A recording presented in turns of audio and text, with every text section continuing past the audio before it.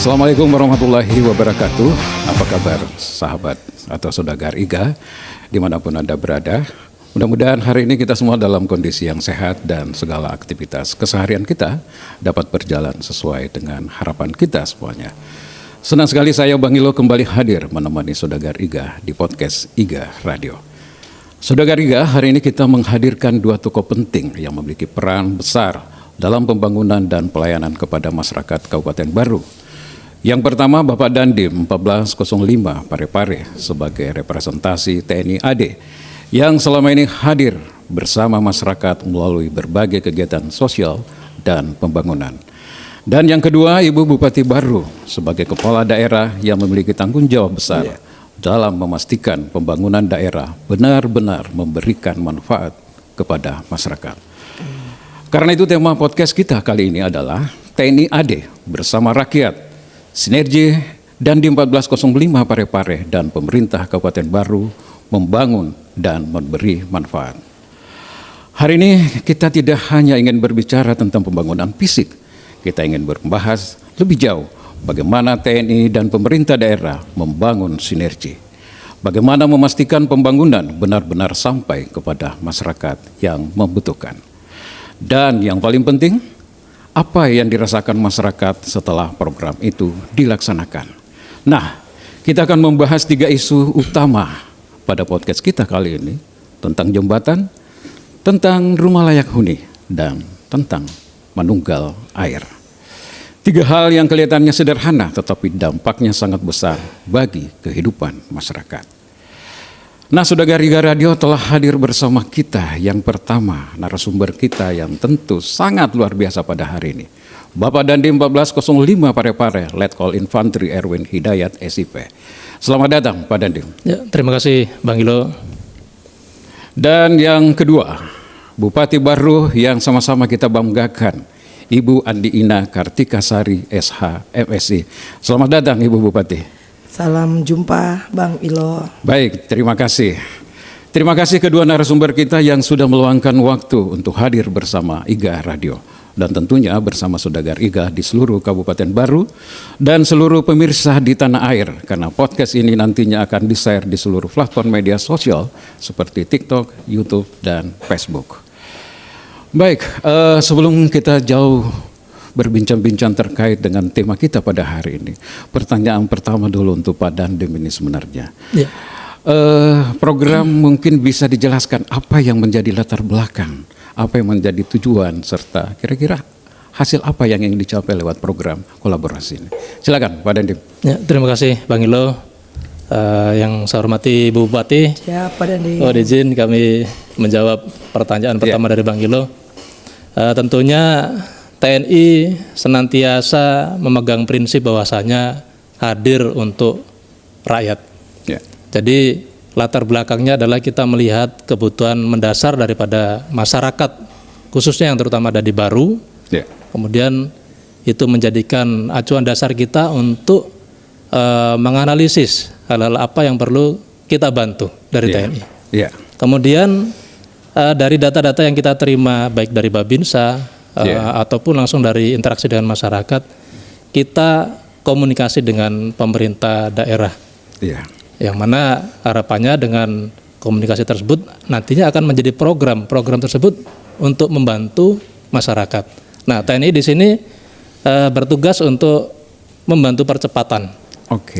Contoh pembangunan seperti jembatan maupun yang lain-lain yang bermanfaat untuk masyarakat lagi. Baik, Pak Dandim sudah menjelaskan tadi, mungkin kita semua sudah mendengarkan. Nah, pertanyaan berikutnya ini untuk Ibu Bupati nih. Dalam implementasi program TNI Manunggal bersama rakyat, tentu tidak berjalan efektif tanpa dukungan pemerintah daerah. Nah, bagaimana bentuk kolaborasi antara TNI khususnya Dandim 1405 dengan Pemkab Baru? Mungkin bisa dijelaskan Ibu Bupati. Iya, terima kasih sebelumnya Bang Ilo, dan tentu salam hangat terkhusus untuk saudara IGA dimanapun berada. Saya hari ini alhamdulillah sangat bersyukur bisa hadir bersama Pak Dandim tentunya, dan buat saya sendiri Forkopimda itu khususnya kehadiran Pak Dandim beserta seluruh jajaran adalah menjadi bagian penting dalam pembangunan Kabupaten Baru ke depannya.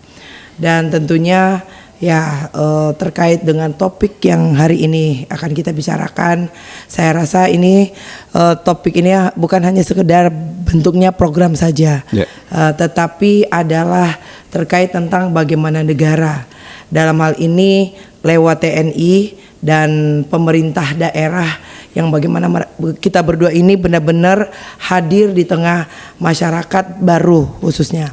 Dan yang saya harapkan insya Allah perbincangan hari ini tentu akan memberikan gambaran yang benar dan jujur tentang apa yang sudah, sedang dan akan kita kerjakan bersama. Dan terkait dengan program khususnya program prioritas PMK baru terkait dengan kebutuhan masyarakat yang juga sebelumnya telah disampaikan oleh Pak Dandim, kita Kabupaten Baru ini kita prioritaskan tentu ada 3 hal, yaitu terkait dengan akses ke pendidikan dan kesehatan, dan kemudian tadi Pak Dandim juga sudah sampaikan terkait dengan tempat tinggal yang layak, termasuk di dalamnya air minum dan sanitasi yang aman, dan tentu juga khususnya terkait dengan konektivitas wilayah jalan dan jembatan. Yang tentu baru saja alhamdulillah kita berterima kasih kepada Pak Dandim beserta seluruh jajaran, kita baru saja meresmikan jembatan Garuda, jembatan Garuda di Botoe. Mungkin itu gambaran sedikit yang saya bisa berikan Bang Ilo. Oke, jadi sepertinya gayung bersambut ini antara program Manunggal TNI dengan rakyat, dan bagaimana tingkat penerimaan dari pemerintah daerah Kabupaten Baru sudah disampaikan tadi oleh Bupati. Nah, Pak Dandim, ketika TNI turun langsung ke tengah masyarakat, apa sebenarnya yang Bapak lihat sebagai kebutuhan paling mendesak yang masyarakat Baru inginkan?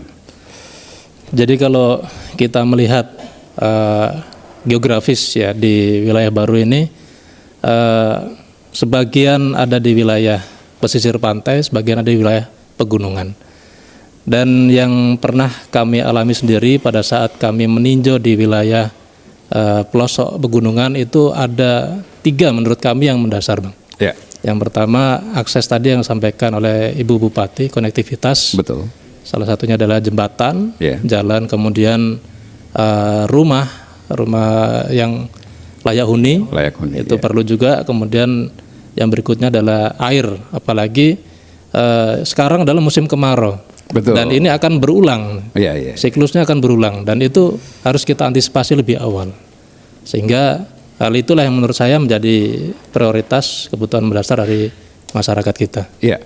Kemudian apakah program seperti jembatan misalnya, kemudian RTLH bagi Pak Dandim ini, rumah tidak layak huni dan menunggal air, murni merupakan program TNI atau lahir dari kebutuhan yang ditemukan langsung di masyarakat? Sebenarnya ini adalah lahir dari kebutuhan masyarakat. Karena anggota kami, terutama Babinsa ini, prajurit yang ada di lapangan, dia 1 kali 24 jam ada di desa-desa. Betul. Jadi mereka ini mendapatkan informasi tentunya hasil dari interaksi dengan masyarakat.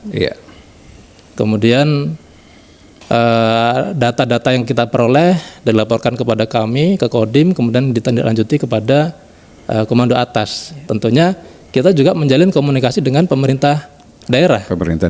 Dalam hari ini Kabupaten Baru, mana-mana saja yang diperlukan untuk prioritas dibantu. Demikian, Bang. Artinya bagaimanapun juga tetap proses assessment yang dilakukan dari bawah, bukan kegiatan yang sifatnya top down Pak Dandim Betul. Karena mungkin infrastruktur daripada TNI juga kan lengkap, ada Babinsa dan sebagainya jadi mungkin itu yang bergerak di lapangan. Kemudian dalam pelaksanaan, masih Pak Dandim ini, kemudian dalam pelaksanaan di lapangan, mana yang lebih penting, membangun fisiknya atau membangun kesadaran masyarakat untuk ikut menjaga hasil pembangunan tersebut? Kira-kira seperti apa Pak Dandim sikap TNI di sini? Ini cukup sulit pertanyaannya. Antara infrastruktur dengan membangun kesadaran, itu 2 hal yang saya pikir berimbang. Artinya infrastruktur harus, kesadaran juga harus. Tapi kalau mungkin secara personal saya boleh memilih, itu mungkin saya lebih memilih membangun kesadaran, Bang. Membangun kesadaran. Siap. Artinya apa gunanya kita membangun infrastruktur rumah, kemudian jembatan, namun kesadaran masyarakat kita tidak dibangun. Dia tidak ikut merawat apa yang sudah dibangunkan oleh pemerintah misalnya, dalam hal ini jembatan. Itu tidak akan bertahan lama nantinya apabila kesadaran masyarakat ini tidak dibangun juga. Demikian. Ya, artinya Pak Dandim ingin mengatakan bahwa TNI dalam bekerja melakukan model partisipatif di mana masyarakat tidak hanya sebagai penonton, tapi dia ikut di dalam proses itu, sehingga muncul nanti yang namanya rasa memiliki seperti itu. Baik, kita lanjut kepada Ibu Bupati dari perspektif pemerintah daerah. Apa yang menjadi prioritas Pemkab Baru dalam menjawab kebutuhan dasar masyarakat saat ini? Silakan. Iya. Jadi terkait dengan apa yang menjadi kebutuhan masyarakat saat ini, mungkin seperti yang saya sampaikan sebelumnya, terkait beberapa hal yang mana itu yang menjadi pokok utama dari apa yang kita lihat menjadi permasalahan di masyarakat kita. Nah, yang saya ingin katakan bahwa hal itu tentu tidak akan mungkin kami saja pemerintah yang bisa menyelesaikan terkait apa yang menjadi masalah itu. Nah, tentu disinilah pentingnya kolaborasi. Betul. Kolaborasi bersama Forkopimda Kabupaten Baru. Nah, terkhusus yang ingin saya katakan bahwa di sini, karena di sini kita berhadapan dengan Pak Dandim, ya tentu bagaimana kehadiran TNI, di tengah-tengah masyarakat kita khususnya. Dan tentunya ya buat saya sebagai bupati, sebagai kepala daerah, nah ruang inilah yang tentu kami buka selebar-lebarnya untuk bagaimana kehadiran TNI ini bersama jajaran khususnya Kodim 1405 Parepare ini yang juga adalah mitra strategis pemerintah, mitra strategis pembangunan daerah yang tidak hanya bukan sekedar kita bicara soal terkait dengan keamanan, tetapi yang terpenting adalah Forkopimda, Forum Koordinasi Pimpinan Daerah, yang mana sekali lagi di dalamnya ada Kodim, ada Pak Dandim beserta jajaran. Inilah ruang di mana kita bisa saling bertukar informasi tentang soal masalah kondisi masyarakat di lapangan, yang mana juga itu tidak terlepas daripada tanggung jawab Kodim 14 dalam hal ini Pak Dandim. Karena yang ada di bawah yang langsung bersentuhan dengan masyarakat ada daripada unsur TNI, yaitu Babinsanya Pak Dandim. Nah itu dia Bang Ilo. Kemudian Ibu Bupati, apakah ada program pemerintah yang kemudian dapat diperkuat melalui keterlibatan TNI di lapangan? Nah itu tadi seperti yang saya jelaskan di awal-awal sebelumnya, yang terpenting ini adalah bagaimana terkait dengan akses pendidikan. Akses pendidikan. Nah tentu ada juga sekolah-sekolah anak-anak kita yang jauh, yang ada mungkin wilayahnya di atas pegunungan, yang mana akses jalan sangat sulit buat mereka. Nah tiba-tiba alhamdulillah kita mendapatkan perhatian dari Dandim. Nah ini salah satu sekali lagi yang saya katakan bahwa betapa pentingnya kolaborasi ini, yang mana yang lain lagi juga akses sanitasi. Nah itu semua tidak akan bisa kalau hanya pemerintah daerah saja yang punya perhatian, yang kadang mungkin itu terlewatkan dari kami. Tetapi karena ada Babinsa yang akhirnya hal itu bisa tersampaikan ke atas, dan yang menjadi masalah masyarakat kita khususnya anak-anak kita dari sisi infrastruktur, alhamdulillah bisa terselesaikan. Nah, kurang lebih seperti Bang Ilo. Baik, Saudara Iga, sepertinya apa yang menjadi program selama ini dari TNI AD itu sangat relevan sekali dengan pemerintah daerah kabupaten, menyentuh, sehingga menurut saya ini bentuk kolaborasi memang yang sangat efektif sekali. Baik, kita masuk nanti di season yang kedua. Sebelum ini kita akan break dulu untuk minum. Silakan. Baik, Saudara Iga, kita masuk ke persoalan pertama tentang jembatan bagi masyarakat. Jembatan bukan sekedar konstruksi.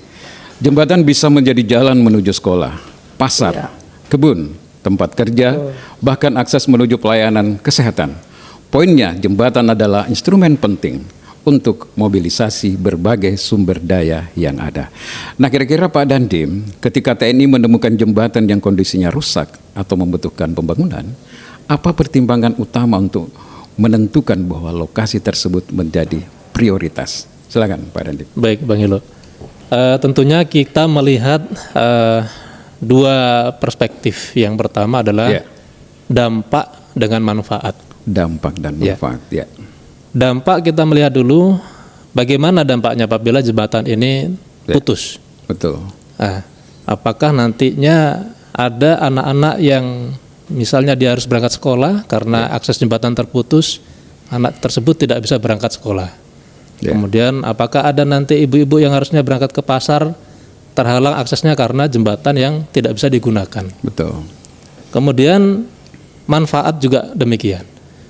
Selain untuk menghubungkan akses ke antar desa, antar dusun dan segalanya, itu kita juga perlu pertimbangan bahwasanya masyarakat kita juga sebagian besar hidupnya bercocok tani. Nah, jembatan ini apakah bisa bermanfaat untuk digunakan menuju ke jalur-jalur pertanian, karena itu juga penting juga. Jadi dua hal itu yang menjadi asesmen kami untuk pertimbangan utama untuk menentukan skala jembatan itu. Kemudian seberapa besar peran masyarakat dalam proses pembangunan jembatan tersebut? Tentunya sangat besar sekali, Bang. Nah, ini yang perlu kita tekankan lagi, bahwasanya membangun kesadaran ini. Jadi harapannya memang masyarakat ikut bersama-sama dengan TNI, karena kita memiliki mungkin tenaga, tapi masyarakat juga diharapkan partisipasi di situ. Nantinya jembatan ini jadi, ya itu memang punya masyarakat. Baik, Pak Dandim, kalau boleh tahu, bisa mungkin digambarkan kepada pemirsa kita, ini jembatan yang sudah dibangun dengan kolaborasi ini bisa disebutkan di mana saja, Pak Dandim, yang di wilayah Kabupaten Baru, mungkin bisa disebutkan. Kalau dalam periode ini, insya Allah nanti akan ada 3 jembatan, Bang, di wilayah Baru. Yang pertama sudah dibangun dan diresmikan oleh Ibu Bupati. Oh, yang disampaikan tadi Ibu Bupati ya, sudah diresmikan. Oh, yang di Botoe. Saya sempat lihat kalau menuju ke Makassar sebelah kiri itu luar biasa. Betul, itu. Ini namanya Jembatan Garuda ya, Pak? Jembatan Garuda. Oke, silakan dilanjutkan, Pak Dani. Nah, di Jembatan Botoe itu kurang lebih 2-3 bulan itu untuk menyelesaikan jembatan itu, karena memang aksesnya di situ awalnya di bawah, Bang, jembatan itu. Jadi apabila air ini meluap, dia akan terendam jembatan ini. Betul. Sehingga masyarakat di situ menyampaikan kepada kami, khususnya Babinsa pada saat itu, bahwasanya kalau bisa jembatan dinaikkan, karena nanti pada saat tiba musim penghujan, di mana air naik, jembatan masih bisa digunakan oleh masyarakat. Dan itu sudah jadi, alhamdulillah kemarin sudah diresmikan oleh Ibu Bupati. Kemudian ada jembatan yang sedang progres juga di Padumpu, Kecamatan Balusu ya. Kecamatan Balusu. Nah, ini kurang lebih sudah masuk ke 30%. 30%. Nah, itu aksesnya menghubungkan antar desa. Nah, kemudian nanti insya Allah dalam waktu dekat ada juga jembatan di wilayah Jangan-Jangan, desa Jangan-Jangan. Nah, itu nanti jembatan beton untuk aksesnya. Demikian, Bang. Nah, Pak Dandim, setelah jembatan ini selesai, bagaimana TNI memastikan masyarakat ikut menjaga dan merawatnya? Ini yang paling penting ini. Kira-kira ada SOP enggak di jembatan ini juga? Jangan sampai lewat tonase dan sebagainya. Silahkan, Pak Dandim. Ada, Bang. Jadi khususnya jembatan gantung, Bang, ya. Kita berbicara jembatan gantung ini memang tingkat kerawanannya tinggi. Betul. Jadi harus ada SOP di situ, seperti yang sudah kita bangun, ada prosedur bahwasanya yang melewati 3 atau 4 orang. Kalaupun motor ya hanya 1 kali lewat. Artinya tidak bisa, kalaupun dia bertemu juga nggak mungkin juga, karena posisinya jembatan itu hanya mampu dilewati satu motor kan gitu. Nah, jadi bergantian, secara bergantian. Kemudian masyarakat diharapkan mematuhi itu SOP itu, aturan itu, sehingga masa pakainya juga panjang, seperti itu Bang. Ya, betul ya. Jadi tidak perlu banyak maintenance sebenarnya ketika kesadaran masyarakat sudah full untuk ikut berpartisipasi ya pada DIM ya. Terutama tadi SOP itu. Karena kalau melanggar SOP ya bisa saja umur daripada jembatan ini tidak panjang. Tidak panjang, betul. Baik, Saudagar Iga, kita beralih lagi ke Ibu Bupati kita ya. Pemimpin atau Bupati yang dikenal sangat humanis ini di daerah kita, Kabupaten Baru. Nah, Ibu Bupati, dari sisi pemerintah daerah, bagaimana Pemkab melihat pembangunan jembatan yang dilakukan melalui proses kolaborasi dengan TNI ini? Iya, terima kasih Bang Ilo. Tentunya, ya alhamdulillah kami melihat kerjasama ini adalah pastinya saling melengkapi, kerjasama yang saling melengkapi. Terkhusus terkait dengan titik-titik jembatan yang secara teknis kecil tapi dampaknya tentu besar bagi masyarakat kita, yang mana juga alhamdulillah ini sebenarnya seringkali minta maaf belum masuk dalam skala prioritas anggaran daerah tahun berjalan. Ini mungkin juga terkait dengan efisiensi nasional ya. Jadi keterbatasan kita ya, terbatas anggaran. Dan ada skala prioritas sekali lagi yang harus kita terapkan. Ada yang prioritas dari yang prioritas. Seperti itu. Silakan Ibu Bupati. Dan tentunya ya itu tadi kita bersyukur. Nah, ketika TNI turun membangun jembatan seperti itu, nah itu sama saja sekali lagi alhamdulillah mempercepat apa yang sebenarnya juga menjadi tanggung jawab pemerintah. Sekali lagi kami sangat berterima kasih dan menganggap inilah juga bentuk gotong royong lintas sektor yang harus terus dijaga. Dan buat kami ini bukan cerita abstrak saja, tetapi yang nyata adalah banyaknya bukti di lapangan. Betul. Ya, yang sekali lagi yang nyata adalah terkait apa yang telah juga disampaikan Pak Dandim bahwa pembangunan jembatan jembatan Perintis Garuda tahap 3 ya Pak Dandim, itu di Sungai Kaladibotoe yang kemarin itu ya yang ada di Kelurahan Tanete, Kecamatan Tanete, Rilau Pak Dandim. Nah, ini pembangunan ini tentu adalah bagian dari program percepatan infrastruktur yang dilaksanakan serentak di 13 titik di seluruh jajaran Kodam 14 Hasanuddin. Yang mana ini adalah juga arahan Bapak Presiden Prabowo Subianto yang secara langsung melihat kondisi masyarakat kita, khususnya anak-anak dan ibu-ibu yang selama puluhan tahun menghadapi keterbatasan akses infrastruktur seperti jembatan. Dan sekali lagi ini telah diresmikan pada Kamis kemarin tanggal 13 Agustus 2026 bertepatan dengan peluncuran program jembatan secara nasional melalui Zoom meeting. Yang kami ketahui juga kegiatan ini sekaligus groundbreaking 3.300 ya Pak Dandim, jembatan di seluruh Indonesia. Dan terkhusus kita bersyukur di 3.300 itu ada terselip Kabupaten Baru.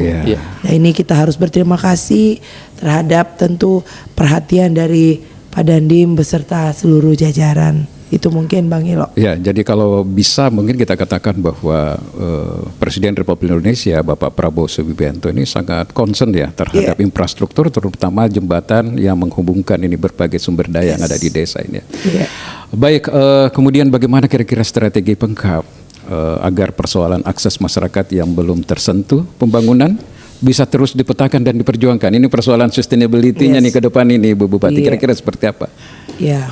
Tentunya ya dengan komunikasi dengan para kepala desa ya kami juga terus memperbarui data infrastruktur desa bersama dinas terkait juga camat dan kepala desanya sendiri agar nantinya titik mana yang paling mendesak, itu juga yang menjadi perhatian kita.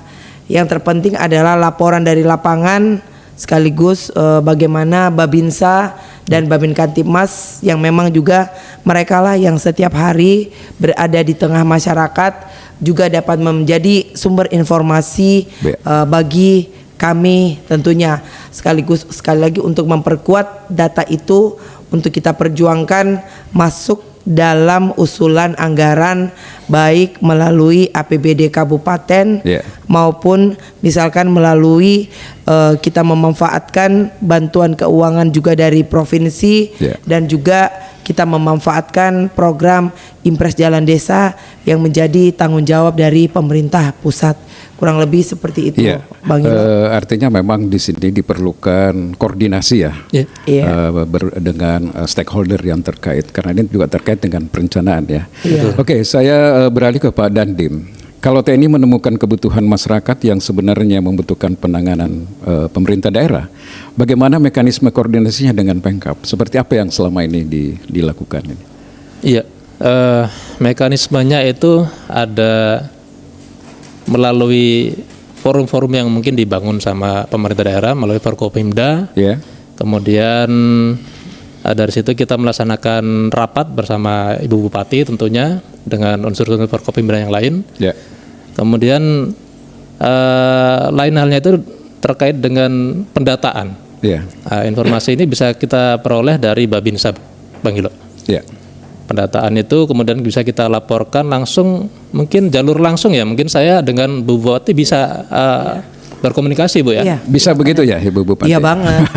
Karena kalau kita menunggu prosedur surat, Bang Ilo, sementara masyarakat ini membutuhkan bantuan, itu akan lama, tidak akan teratasi. Tapi kalau kita bisa komunikasi langsung antara mungkin saya selaku Dandim dengan Ibu Bupati, itu malah lebih baik. Betul, Pak Dandim. Seperti itu. Sama dengan podcast kita kali ini ya. Jadi komunikasinya langsung dengan Bupati. Jadi meskipun persiapannya mendadak begini, tetapi bisa tetap dilaksanakan ya. Alhamdulillah. Karena itu kita harus juga berterima kasih nih sama Ibu Bupati nih. Di tengah-tengah kesibukan beliau menjelang 17 Agustus luar biasa itu, Bang. Termasuk Pak Dandim sebenarnya juga masih bisa meluangkan waktu bersama dengan sahabat 3 radio ya. Alhamdulillah. Kemudian Ibu Bupati, ini masih ada lagi nih yang perlu kita tanyakan nih. Ketika TNI menyampaikan temuan kebutuhan masyarakat di lapangan, seberapa cepat pemerintah daerah dapat meresponnya?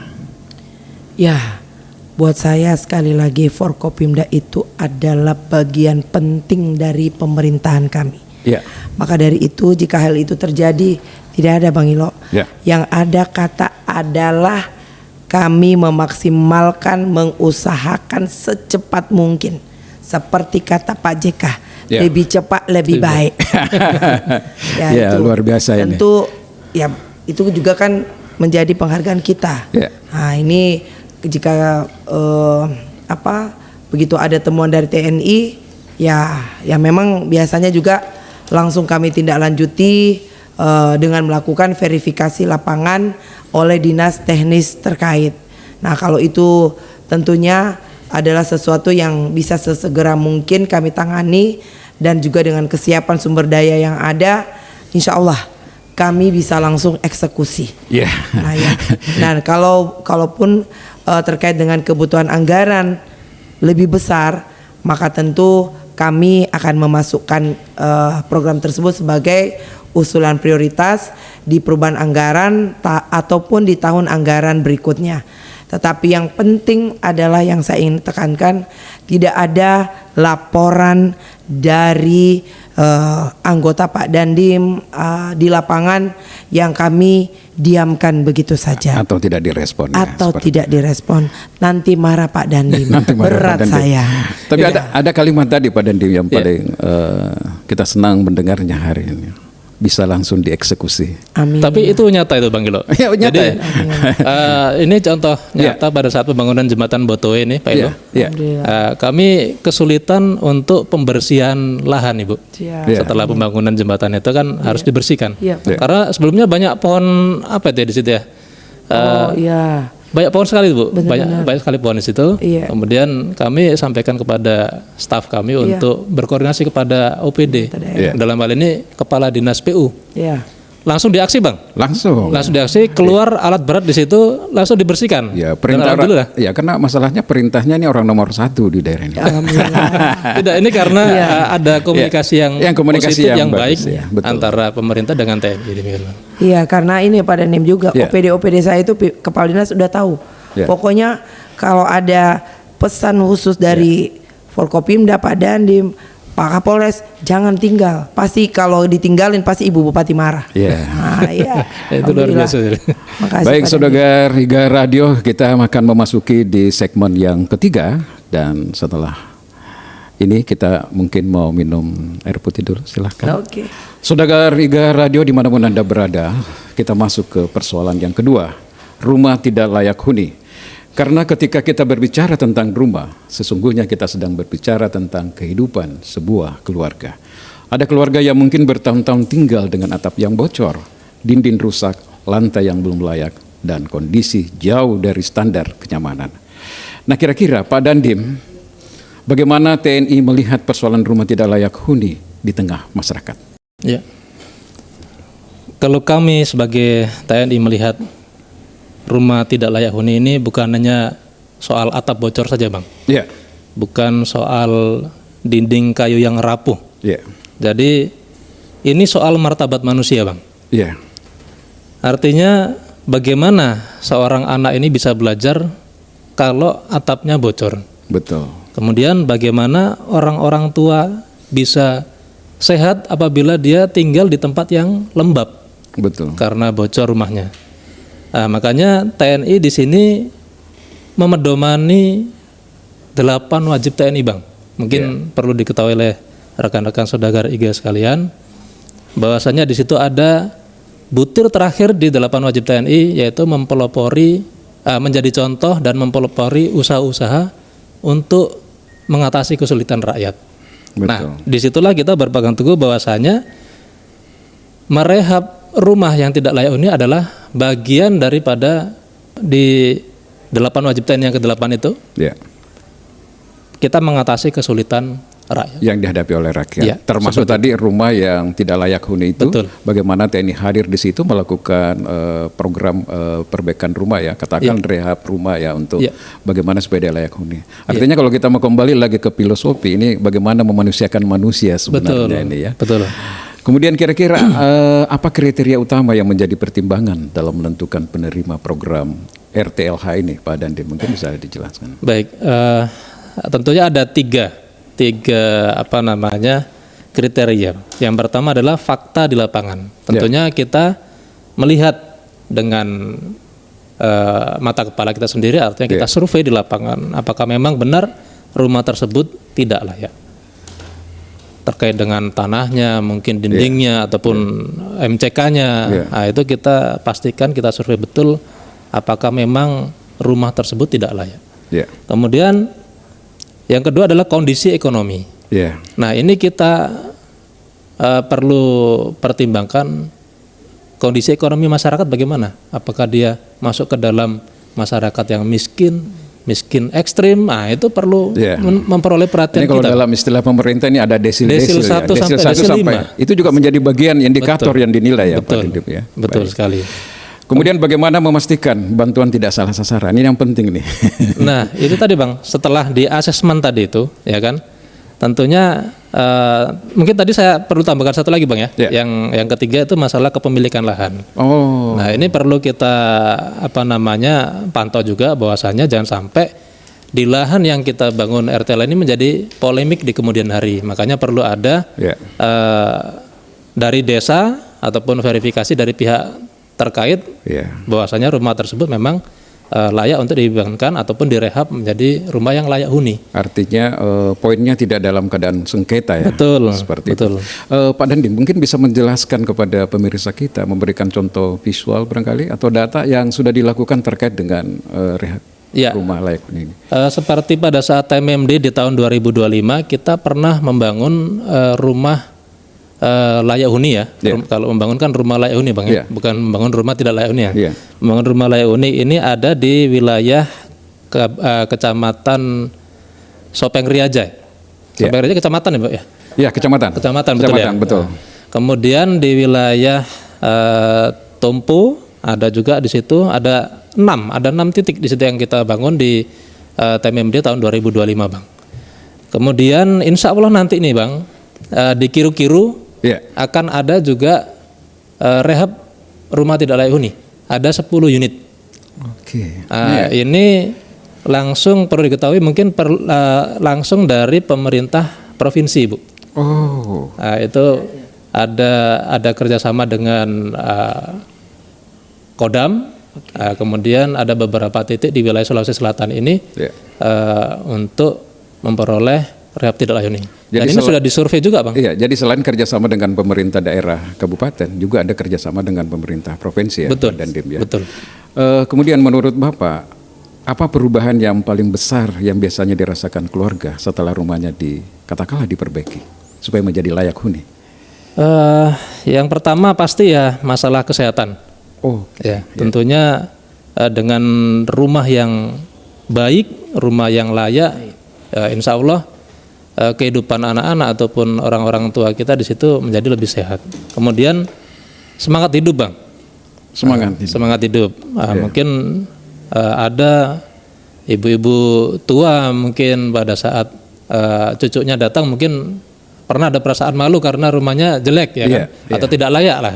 Tapi setelah dibangunkan rumah jadi senang kalau cucunya ke rumahnya kan itu. Mereka semakin percaya diri, confident ya. Kemudian yang berikutnya ada tentang terkait dengan harapan.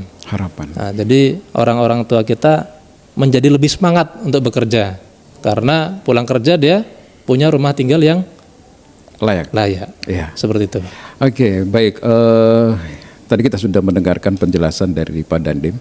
Nah, Ibu Bupati, bagaimana Pemkab baru memandang persoalan RTLH ini sebagai bagian dari peningkatan kesejahteraan masyarakat? Iya Bang Ilo.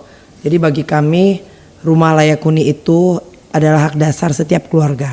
Betul. Ya, dia bukan hanya sekedar program bantuan saja.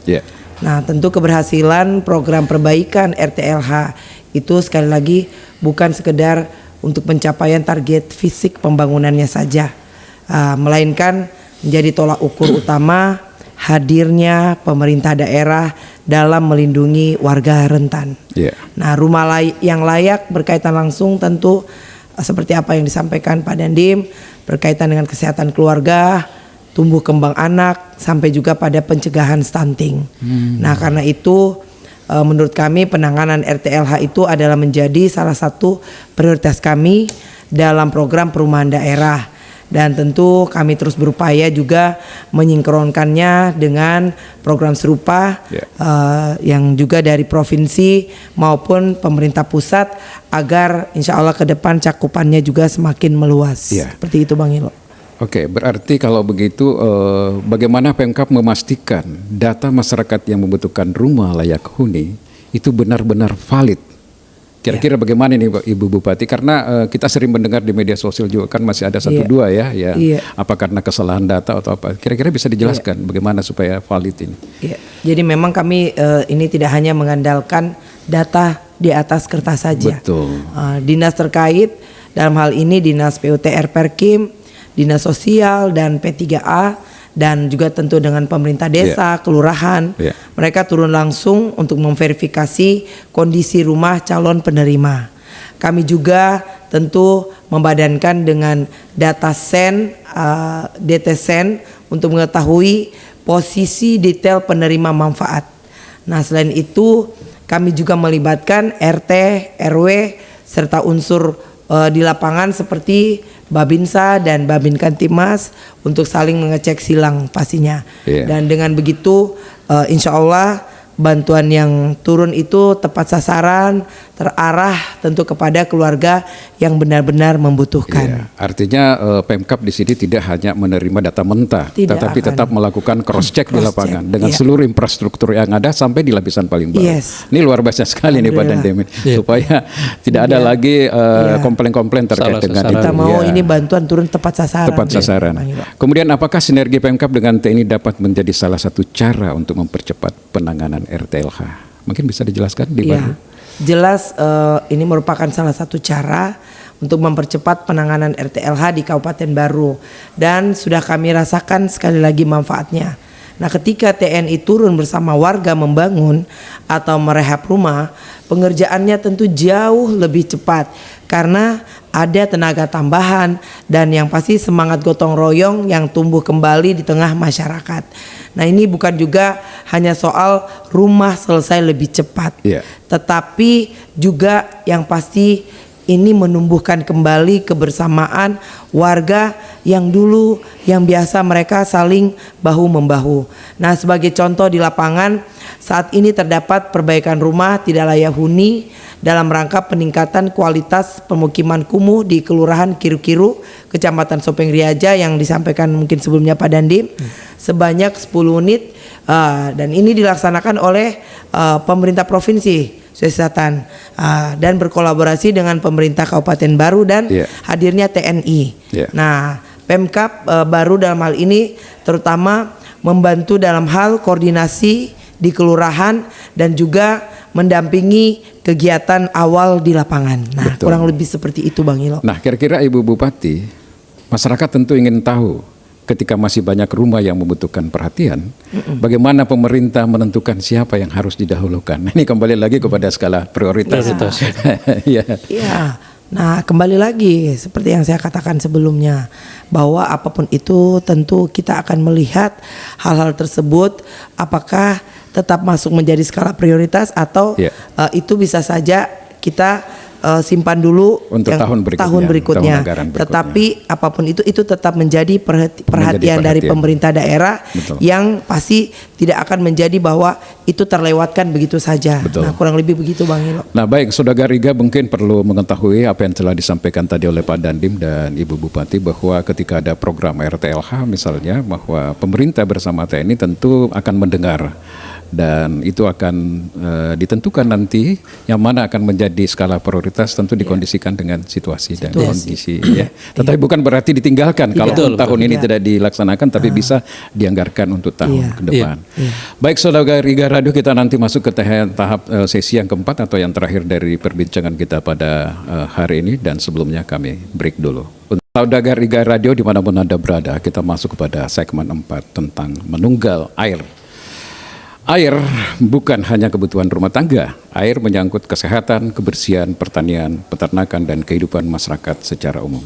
Nah, Pak Dandim, apa sebenarnya konsep manunggal air yang telah dilaksanakan TNI AD? Iya,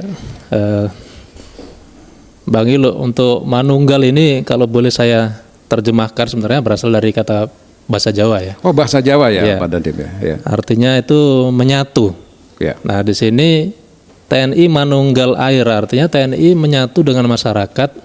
Kita menyarikan solusi tentang kesulitan air. Jadi bukan hanya TNI ini menggali sumur terus pergi, tidak, tapi sama-sama dengan masyarakat nantinya sumur itu sampai dipelihara, diserah terimakan, kemudian dipelihara, dirawat. Jadi kita pastikan bahwasanya daerah-daerah yang khususnya mungkin rawan kekeringan itu memiliki akses air bersih. Kemudian jadi Pak Dandi, bukan hanya persoalan kebutuhan air untuk air bersih, tetapi juga untuk pertanian. Pertanian, betul. Itu tadi maksudnya. Baik, persoalan air seperti apa yang paling banyak ditemukan di wilayah kerja Kodim 1405? Iya, kita tahu betul bahwasanya sekarang ini musim kemarau ya, musim kering ya. Kering yang panjang. Kalau orang bilang El Nino mungkin ya. Ini pastinya banyak wilayah-wilayah di Kabupaten Baru khususnya kekurangan air. Tentunya debit-debit air di sumber-sumber air juga semakin menyusut. Jadi itu mungkin salah satu persoalan air yang ada di wilayah Baru ini, Bang. Yang pernah dilaksanakan yang bisa menjadi best practice kita pada pemirsa, kira-kira apa yang sudah dilakukan yang terkait dengan air ini? Iya. Kodim sendiri pernah membangun air bersih ya, air bersih di wilayah Baru. Pada saat TMMD juga 2025 juga kita proyeksikan itu untuk membangun air bersih. Yang pasti bahwa program untuk air bersih dan untuk mengairi sawah ini pernah dilaksanakan oleh TNI di Kabupaten Baru ini. Pernah. Baik, kita ke Ibu Bupati dulu sebelum kita masuk di sesi yang terakhir. Bagaimana Pemkab Baru melihat program Manunggal Air ini? Ini tentang air ini menjadi kebutuhan dasar kita nih, Ibu Bupati. Silakan. Iya, jadi terkait dengan air ini, kami tentu melihatnya adalah sebagai program yang strategis. Ya. Karena air itu adalah kebutuhan paling mendasar bagi kehidupan. Nah, mulai dari rumah tangga sampai pertanian. Dan tentu program Manunggal Air dari TNI Angkatan Darat ini tentu ini sejalan betul dengan upaya pemerintah daerah, pemerintah Kabupaten Baru khususnya dalam menyediakan akses air bersih dan sanitasi yang layak bagi masyarakat kami. Jadi sekali lagi ini bukan hanya menjadi program yang berdiri sendiri, tetapi adalah insya Allah akan saling menguatkan dengan apa yang sedang kami pemerintah kerjakan. Pastinya seperti itu, Bang Ilo. Ya baik, Saudagar Iga, ini bagian yang membuat saya sangat menarik karena pembangunan daerah tidak mungkin dikerjakan sendirian. Ada pemerintah, ada TNI, ada Polri, ada DPRD, dan tentu yang paling penting adalah masyarakat itu sendiri. Pak Dandim, seberapa penting hubungan komunikasi antara Kodim dengan Bupati dalam merespon persoalan masyarakat? Tentunya sangat penting sekali, Bang ya. Itu tadi kami sampaikan di awal bahwasanya komunikasi itu bisa dibangun dari rapat ataupun mungkin komunikasi secara langsung. Jadi apapun yang menjadi perhatian dari masyarakat ini untuk kita bantu, selama itu bisa kita komunikasikan antara TNI, mungkin melalui Babinsa, kemudian ke leveling yang lebih tinggi lagi. Dari Dandim langsung kepada Bupati itu menjadi salah satu solusi terbaik untuk masyarakat. Apakah ada juga semacam forum-forum tertentu kira-kira Pak Dandim? Ada, Bang. Ada ya. Jadi di tingkat Koramil sendiri itu masuknya ke leveling kecamatan. Jadi di situ ada forum komunikasi pimpinan kecamatan juga ada. Forkopimda di tingkat kecamatan pun juga ada. Tingkat kecamatan juga ada. Forkopimca. Jadi mereka juga melaksanakan semacam koordinasi. Koordinasi. Kemudian apa yang Bapak harapkan dari Pemkab Baru agar sinergi TNI dan pemerintah semakin kuat? Ini persoalan sustainability atau keberlanjutan. Kira-kira Pak? Kalau harapan kami tentunya kerjasama yang sudah baik ini dilanjutkan. Iya. Kira-kira bagaimana Ibu Bupati ini? Iya, ya buat kami alhamdulillah kontribusi nyata TNI ini adalah tentu ini adalah sekali lagi kontribusinya yang sangat besar dan nyata buat kami. Dan TNI lewat Kodim dan jajaran Babinsanya hadir sampai ke pelosok yang kadang sulit dijangkau cepat oleh birokrasi pemerintah karena keterbatasan anggaran maupun proses administrasi. Dan kita yakin mereka anggotanya Pak Dandim, mereka itu bekerja tanpa pamrih dan itu betul-betul meringankan. Saya tidak mau katakan beban ya, ini karena tanggung jawab kami sebenarnya dalam menjawab kebutuhan masyarakat, khususnya di desa-desa yang seperti ada di Kecamatan Pujananting, Tanetiriaja, dan Malusetasi.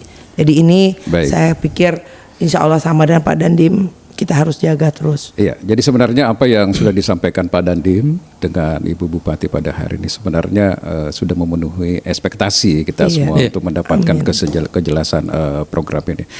Nah mungkin Pak Dandim, kalau Bapak diberikan kesempatan menyampaikan satu usulan utama kepada Bupati Baru terkait kebutuhan masyarakat yang Bapak lihat langsung di lapangan, apa yang akan Bapak sampaikan kira-kira? Mungkin kalau boleh kami mengusulkan Ibu Bupati terkait dengan akses. Ya, karena masih banyak masyarakat kita yang tinggal di pelosok-pelosok di pegunungan yang memang aksesnya sangat sulit sekali kita tempuh. Seperti di Pujananting dan daerah-daerah yang mungkin mengarah ke Sopeng sana luar biasa sekali itu infrastrukturnya, jalannya. Sebaliknya kira-kira Ibu Bupati apa harapannya kira-kira kepada TNI untuk ke depan ini? Iya.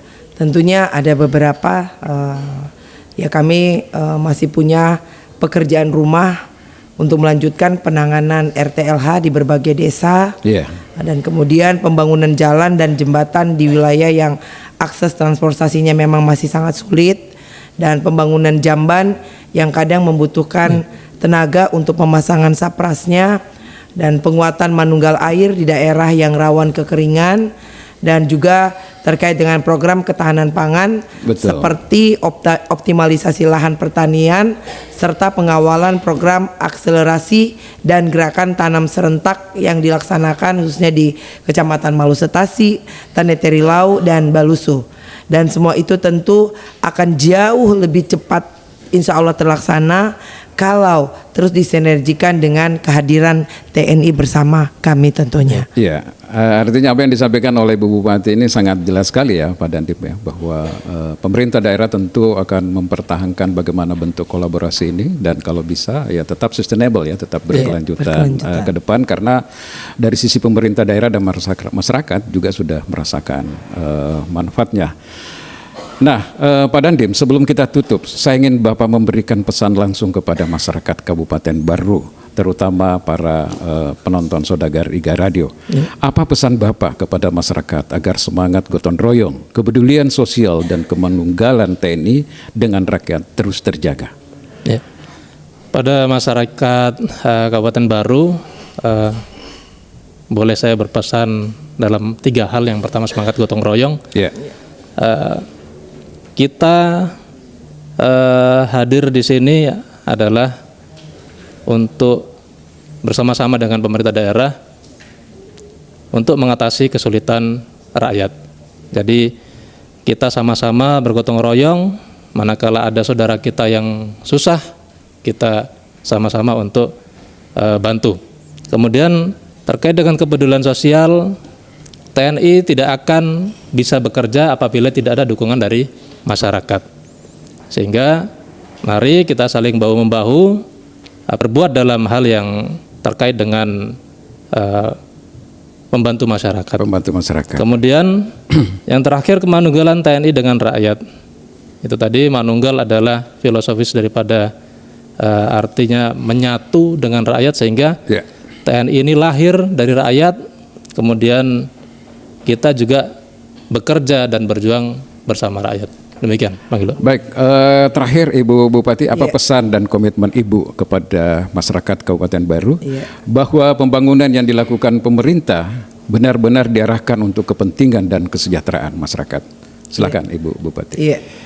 Tentunya kepada seluruh masyarakat Kabupaten Baru yang saya cintai, saya ingin sampaikan satu hal saja, bahwa pembangunan yang berhasil itu bukan hanya selesai di atas kertas saja, tapi yang terpenting adalah selesai di kehidupan warganya dalam artian yang fungsional.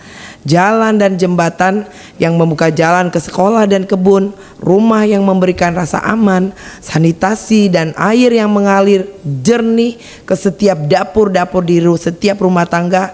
Tentunya itu juga yang sangat penting. Dan selama masih ada keluarga yang belum merasakan itu, maka tentu pekerjaan kami belum selesai. Komitmen saya sederhana, turun langsung, dengar langsung, dan pastikan sampai. Terima kasih kepada TNI, khususnya kepada Kodim 1405 Parepare, Pak Dandim, yang selama ini saya tahu kita saling bergandengan tangan bersama tentu untuk mencapai apa yang menjadi tentu tanggung jawab kami yang sudah ada di dalam khususnya visi misi Kabupaten Baru selama 5 tahun ke depan. Jadi insya Allah Pak Dandim, karena ini sudah menjadi tugas kami, visi misi kami adalah kami akan membawa masyarakat Kabupaten Baru berkeadilan, maju berkelanjutan, dan insya Allah sejahtera lebih cepat. Hanya bisa dibuktikan lewat kerjasama, bukan hanya kata-kata saja Pak Dandim. Terima kasih. Dan tentu pada Bang Ilo, mari dukung pemerintahan dan bisa berjalan semua dengan baik dan tepat tepat apa Pak? Tepat sasaran. Tepat sasaran. Iya, terima kasih Bang Ilo. Baik, Saudagar IGA, tidak terasa kita sudah berada di penghujung podcast IGA Radio. Dari beberapa perbincangan kita hari ini, kita belajar bahwa pembangunan bukan hanya soal anggaran dan pembangunan fisik, tetapi tentang akses, kebutuhan, kepedulian, sinergi, dan manfaat yang dirasakan masyarakat. Jembatan harus membuka akses, rumah harus memberikan rasa aman, air harus memberikan kehidupan, dan semuanya akan menjadi lebih kuat ketika pemerintah, TNI, dan masyarakat berjalan bersama. Kolaborasi TNI bersama rakyat dan pemerintah tentu tidak diragukan lagi. Di saat Orde Baru pun sudah ada program ABRI masuk desa, dan pada saat ini tahun 2000 sudah mulai lagi dengan program tersebut meskipun nama yang berbeda. Namanya adalah TEMD, TNI Manunggal Membangun Desa. Terima kasih kepada Bapak Dandim 1405 Parepare dan Ibu Bupati Baru yang telah hadir berbagi informasi bersama dengan Saudagar IGA. Saya Bang Ilo, tetap bersama IGA Radio dari Baru untuk masyarakat. Assalamualaikum warahmatullahi wabarakatuh. Waalaikumsalam warahmatullahi wabarakatuh.